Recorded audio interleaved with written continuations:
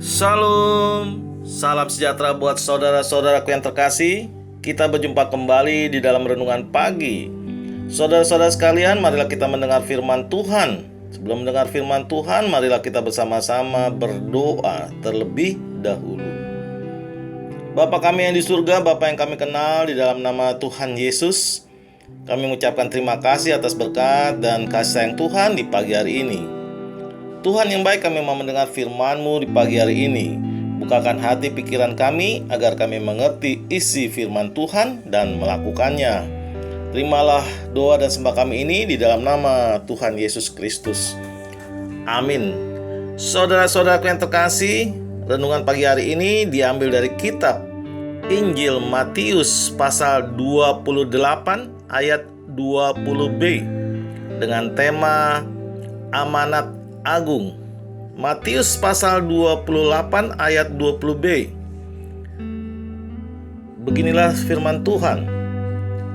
Dan ketahuilah, aku menyertai kamu senantiasa sampai kepada akhir zaman.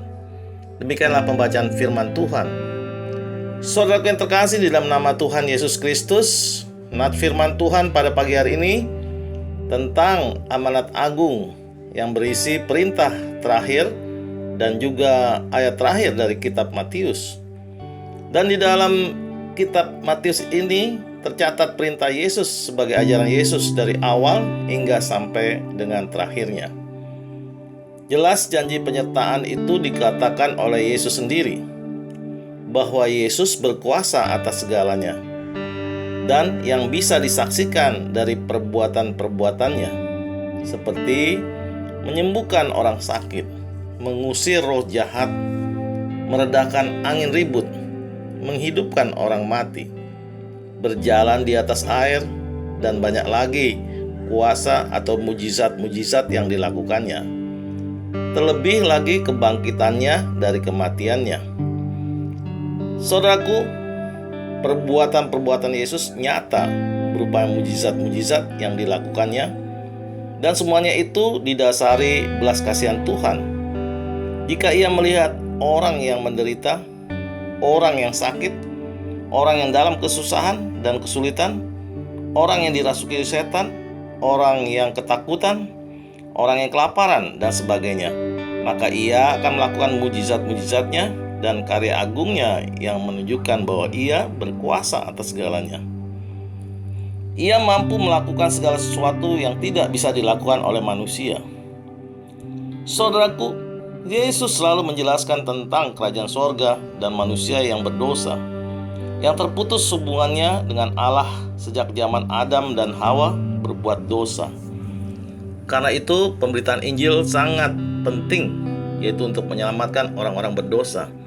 Dikarenakan tidak ada seorang pun bisa diselamatkan hanya karena perbuatannya. Jadi hanya satu-satunya jalan penyelamatan hanya melalui Yesus Kristus yang tidak berdosa dan bernoda, yang menggantikan manusia yang berdosa dan bernoda, untuk dapat dilayakkan kembali menyatu dengan Allah. Saudaraku, dasar-dasar dari kebaikan Tuhan dengan belas kasihannya, pemberitaan Injil dan tentang kerajaan sorga menjadi dasar perintahnya, yaitu amanat agung sebagai perintahnya. Pergilah, jadikan seluruh bangsa muridku, dan aku menyertaimu senantiasa sampai akhir zaman. Demikian perintahnya yang terakhir, lalu Ia naik ke sorga. Dan Ia akan mengirimkan Roh Kudus setelah Ia berada di sorga di rumah Bapa. Dan Ia akan tinggal di dalam hati setiap orang percaya. Saudaraku, dengan pertolongan dan kuasa Tuhan, marilah kita menjalani hidup ini tanpa bimbang dan ragu. Dengan bersandar kepada Tuhan, dengan keyakinan dan penyerahan total kepada Tuhan, maka penyertaan Tuhan itu tidak perlu diragukan, karena Ia telah berjanji akan melindungi dan akan senantiasa menjaga kita. Saudaraku, Allah kita adalah pencipta, pemilik, dan pengendali alam semesta. Teruslah belajar dan berserah diri kepadanya, meski banyak tantangan. Saudaraku, tetaplah selalu bersaksi menjadi saksi Tuhan melalui perkataan dan perbuatan, dimanapun kita berada. Berangkatlah saudaraku, beritakan Injil untuk kebenaran. Tuhan besertamu sampai akhir zaman. Amin. Tuhan Yesus memberkati. Kita tutup renungan pagi hari ini dengan berdoa. Terima kasih Tuhan atas firman-Mu di pagi hari ini. Ajari kami ya Tuhan, agar kami selalu setia dan selalu percaya kepadamu di dalam menjalani kehidupan dan aktivitas kami sepanjang hari ini.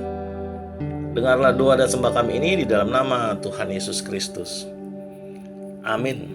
Saudara-saudaraku yang terkasih, marilah kita selalu mengucapkan syukur di dalam hidup ini, dan kita percaya renungan pagi hari ini menjadi sumber berkat dan sumber kasih untuk kita.